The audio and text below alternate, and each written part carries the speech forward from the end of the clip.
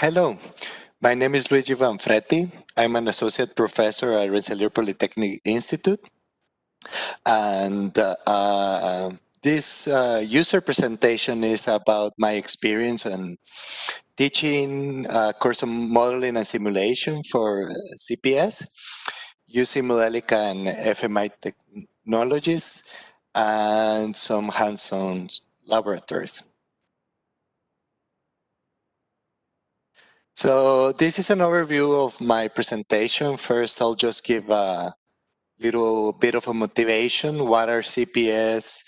What are the industry needs and the challenges? My own needs. Then I'll give an overview of the course. One of the major activities was to roll out some labs to develop them also, and some future conclusions that I can offer. So CPS are technologies that interact how people work with engineering systems, how they interact with them. Basically, the new CPS technologies are going to really transform the way that people interact with information. So it's more or less the idea of going from the internet information to the Internet of Things.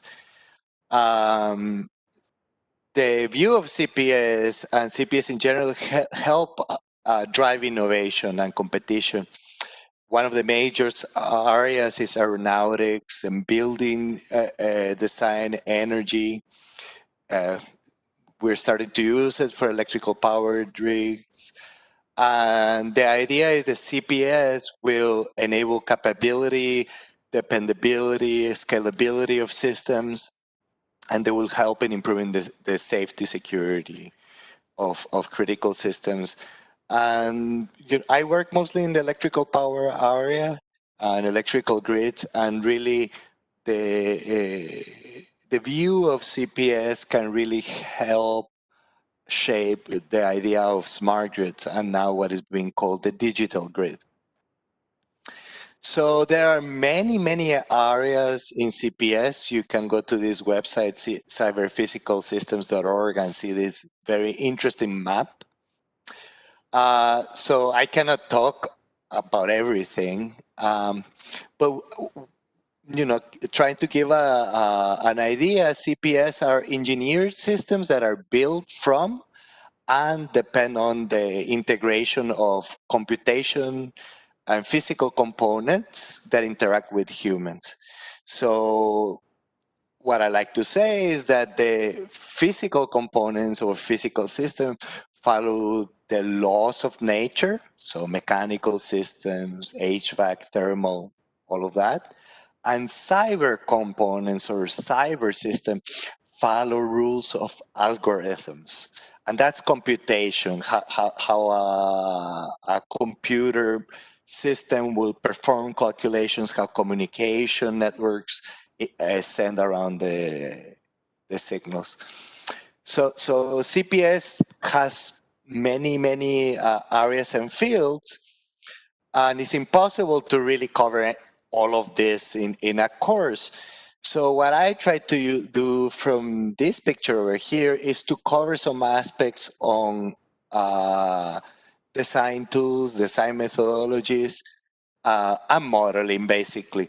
And the Modelica language really fits well for this purpose. Some of the challenges that industry see, this is a picture from different collection of slides that I found from Boeing. And it's in the aerospace area that you're going to see perhaps among the best examples of CPS development other than the vehicle, the automotive area. So in aerospace systems, you will have the airplane, you'll have the airplane operation, traffic operation, I mean, an array of different systems interacting with each other. And Boeing has really led the way on applying model-based tools and methods using software and so on. So the idea of this course was really to cater to these kind of challenges. How do we help students get acquainted with these topics? And to be not only ready for industry, but also align with needs that they need to meet. Especially in the case of Boeing, that as some of you might know, that they signed a 30-year contract with 3ds experience with Dassault.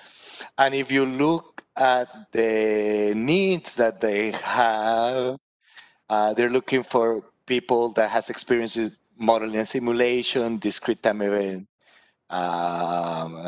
simulation frameworks. If you look at the 3ds experience, is basically trying to provide this end-to-end collaboration, design engineering analysis, and so on. And in that platform, you have the system analysis area, which is basically Modelica / Daimola. So these are some of the skills that students will need to work with these kind of platforms as they go in the industry. And Modelica is a key part for that. Not only to be able to develop system models, but also to capture intellectual property and reuse it, along with all of the other tasks that we're used to do in complex engineering tasks. Just not to only talk about the example of Boeing, if you search on LinkedIn, periodically, you'll find an array of different companies that are looking for this sort of Modelica, or I search for Daimola also. I'm not promoting Daimola only, but it's just to give you an idea of how the new technologies, for example, Tesla is looking for people with this sort of know-how. And well, this is also nice for me because I can tell the students, you want to work in cool companies, you got to learn Modelic. Take my class.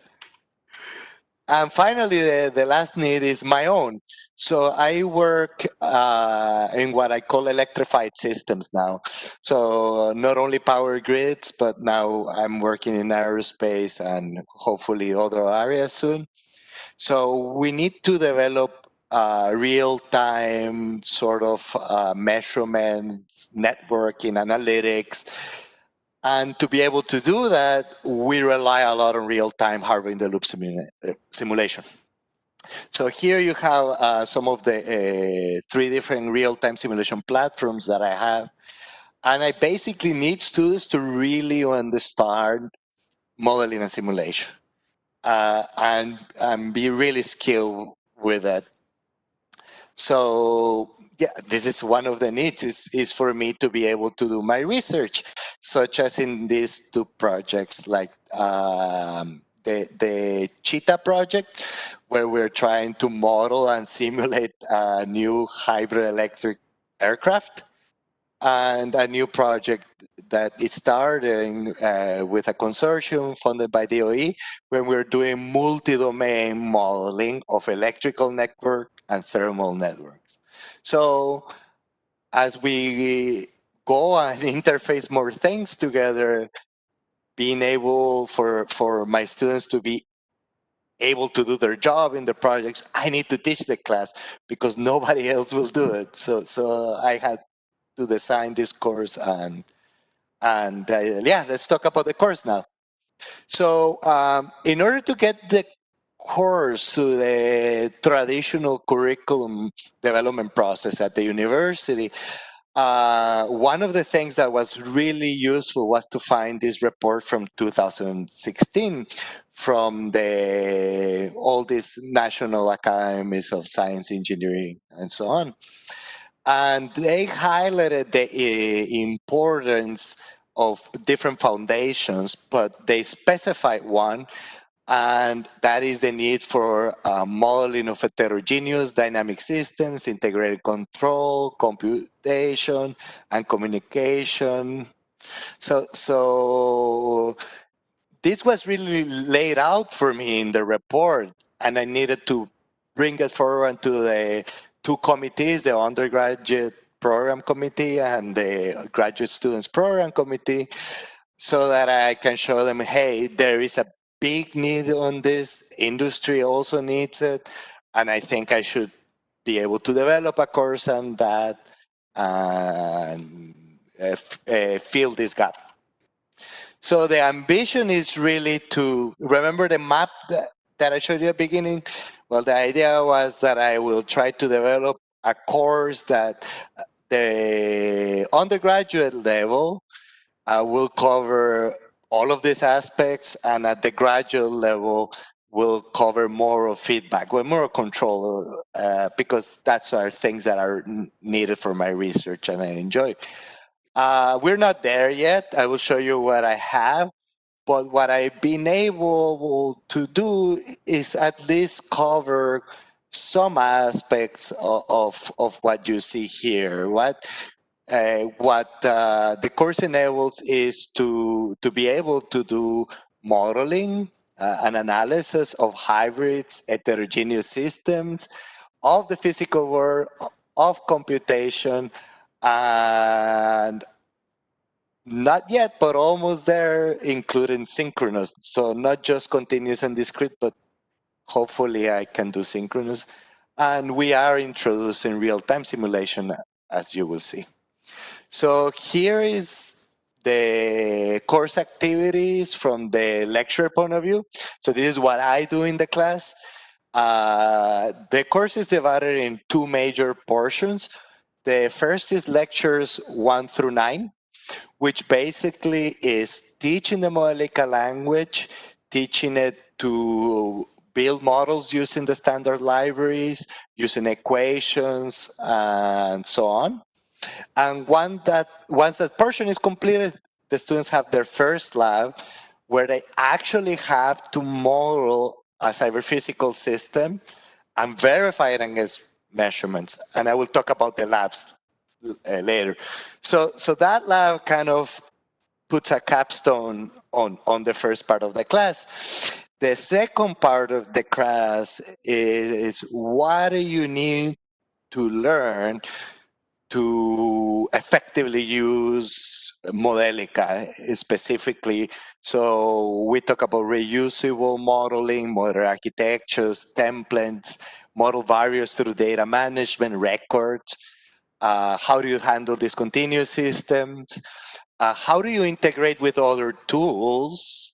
The FMI standard, real-time simulation, and how do you use the models for control? So linearization and simple things like that. And that really helps for the students to see what they will need to achieve when they do their project, which is the major way to assess the course. So the lab 2 is about real-time hardware-in-the-loop simulation. It introduces the basics, and you see here the students doing the lab basically with the robotic arm. And here's a sample lecture where I'm teaching partial models and inherence. So these are skills like from the context of my research projects. They're all useful in developing an aircraft power system, but in reality will be any system, right? Here's some more sample lectures. The classic explanation of potential flow variables, how to deal with the state events. Templates, data management, real-time simulation, and that's perhaps one of my favorite lectures. Okay, so that's basically what I do in the class. What the students do is that they need to do workshops. So they're provided with a homework assignment that looks like this. and they basically have to follow what is written there and try to solve it for themselves. It's not really a tutorial because they don't have me or anybody next to them to do it. So you can see this more like guided exploration. So do this. What do you find out? Answer. And sometimes they get stuck. So it's an interesting way of trying to do typical university education, let's say. This is one of the solutions from one of the students on coupling Daimola with Python. This is one of the more later examples. But you can see here, what the students prepare in the report. So they're basically working hands-on with the language, with the tools, and with the concepts. It's not a theoretical class. It's a hands-on class also. Yeah, so I said that one of the students do two things. They do the homeworks, they do the labs, so three, and the major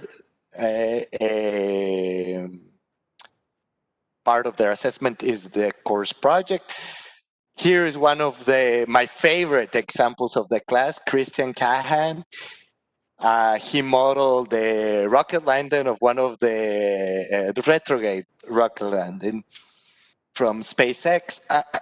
And what you can see here is that he even got data. He did an internship at SpaceX and managed to get some data to compare his model to the simulation, and even built visualization for it. So I think the projects really tell you how much the students learn and what they can achieve with these new skills. And Christian is now working for Boeing, so I hope he gets to continue doing these things. And I think this project is amazing, right? Because if you look at the number of things he had to do to develop models, and yeah, he did a great job. Here is another project that is pretty amazing. I taught this in KAUST in Saudi Arabia. And basically, Jose developed a whole library for simulating, modeling and simulating light wave energy and data transmissions. And you can see that he even developed the ability to do hardware-in-the-loop modeling and simulation.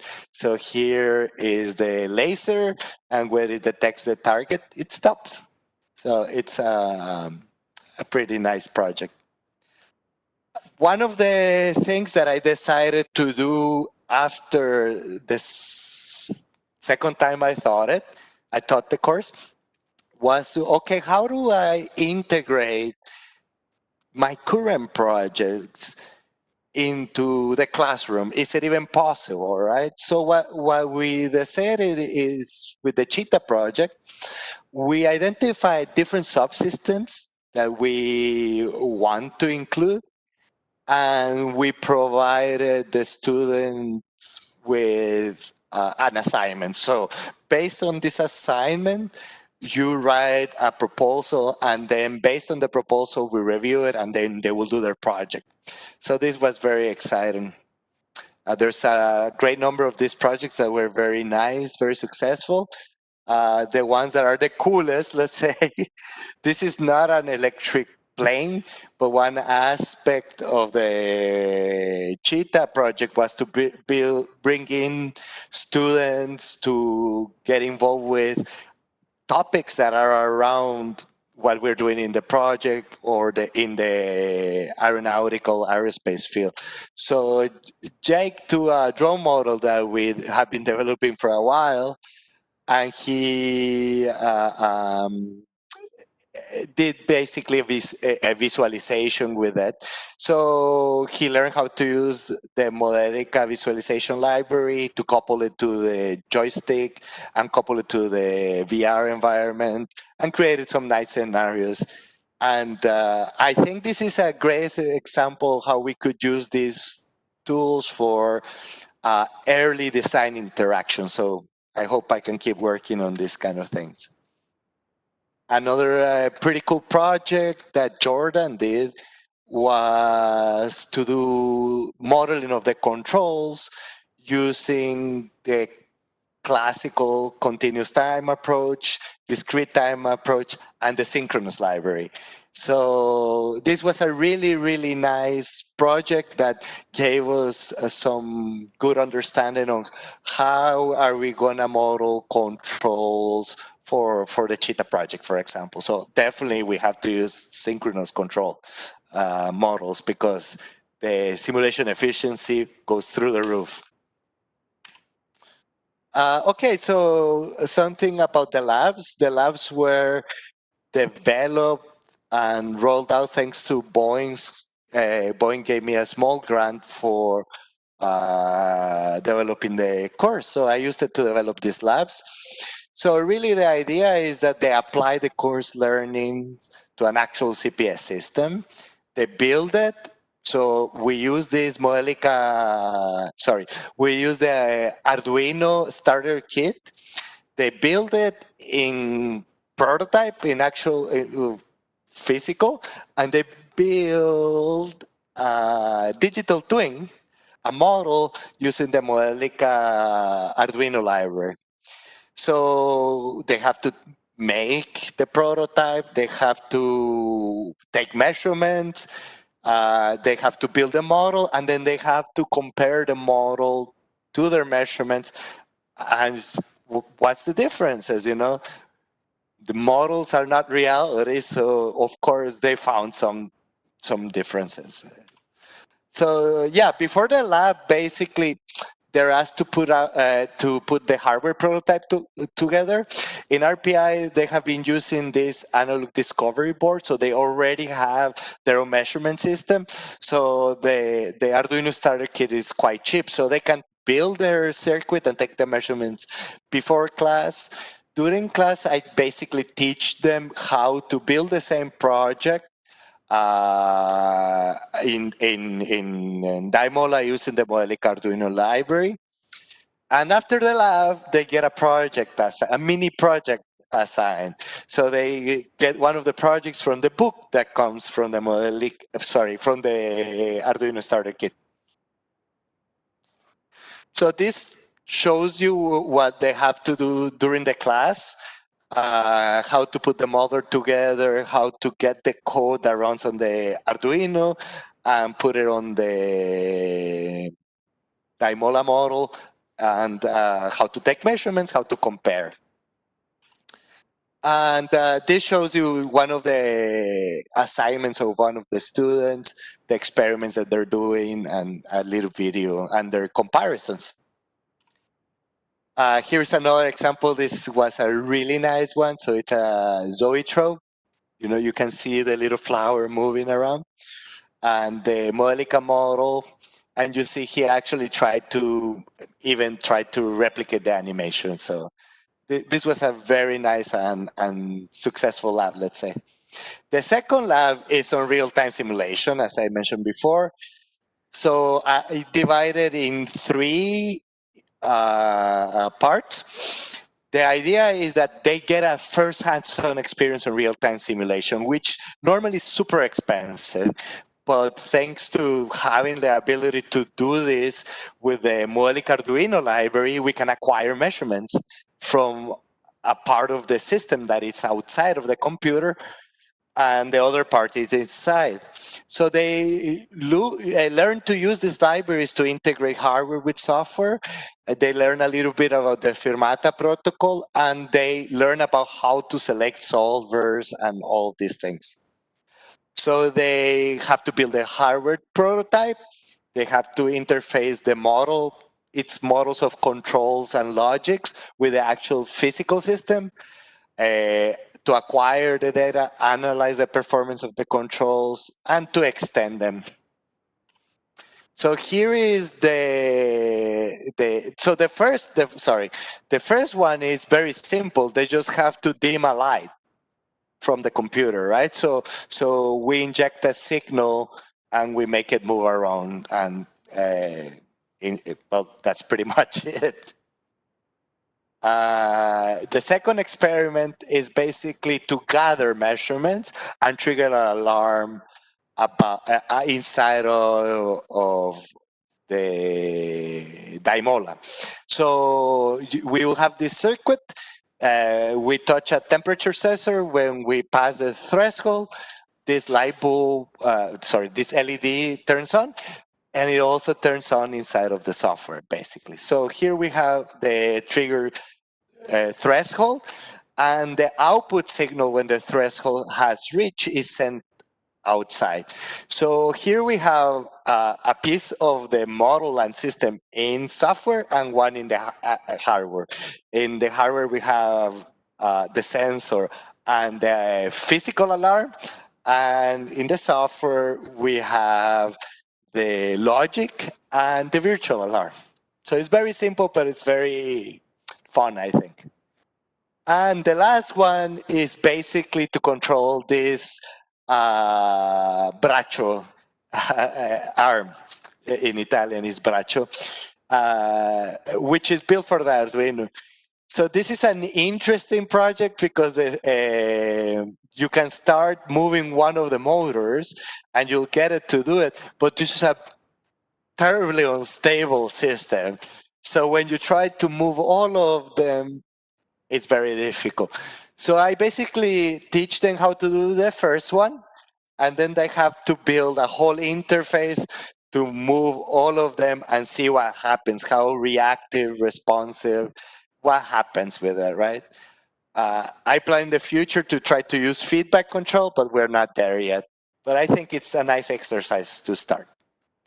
Okay, so here's my conclusions of future work. The next steps, we're going to continue developing the VR-based early design interaction for UIVs. So my idea is, if I can, get a few more virtual reality headsets. I have the students interact with the design and improve it after they interact with it. To do this, I will need to get licenses for the Modelica visualization library. So I need to evaluate how to go about that. The second thing that I want to do is to integrate the full model-based system engineering approach. I will do that through a lab and a lecture, so it's not going to be a whole course about MBC, but there's already some resources available from Dassault using the 3ds experience platform. So we've bought this Quanser Ario system, and they have a number of resources to carry out model-based systems engineering labs. So I have a student looking into it, and I hope we can figure out we can use it. Of course, we have to solve the issue of having access to 3ds licenses. We have them thanks to Dassault, but I don't know if I can make it happen for 20 students, right? The computers that they have might not be good enough for 3ds for all the CAD stuff. I will have to reuse or redevelop depending on how complex the current materials are. And I have to do a test run before I put it into the course. So I'm working towards this. Hopefully we can put it together. So yeah, the course has been offered in 3 occasions, twice at RPI, fall 2018, fall 2019, and summer 2019 in KAUST in Saudi Arabia. I'm hoping to offer it next spring. The student feedback is really encouraging. I think there's good reception. Here are some examples of feedback that the students gave. The Hands-on Labs, Lab 1, I think the feedback was really fun and nice to listen to, but a couple of the students couldn't believe how hard it was to calibrate the models to their simple experiments. And these are not so complex to, let's say, a power plant or a plane. So it really gave them the feel of, modeling and simulation is not something that you can do overnight. You really need to learn to do things well. The second lab showed the trial run that I did in Saudi, in cows. We built the robot arm during the lab. That was not a good idea. So when I run it here the second time, I had a technician help me assemble them so that students wouldn't break them that easily. Also, it takes less time. And they really had fun playing with the robot, right? Once they got everything to work, it was time for fun. And so some students actually started making them fight with each other. So it's fun. I think the lab activities really helped the students appreciate what they were learning on the Modelica side, and it was better for them to understand the utility of the models, which is the role of the project. But the project, they are more stressed because that's their 60% of their grade, more or less. So in future work, what I would like to do and why I wanted to have this user presentation, it was because I want to engage with industry to develop other course projects. And maybe if you work in a company and you have an idea for a project, but you don't have time to do it, but you have an hour a week to guide a student, let me know. Let's work together. We'll get a student working for you or with you to do a nice project, and maybe you can find somebody that you would like to work with and recruit him. Okay, so thank you very much for your attention. Yeah, please reach out if you have any feedback or questions. Thank you very much, and I hope you enjoyed the presentation.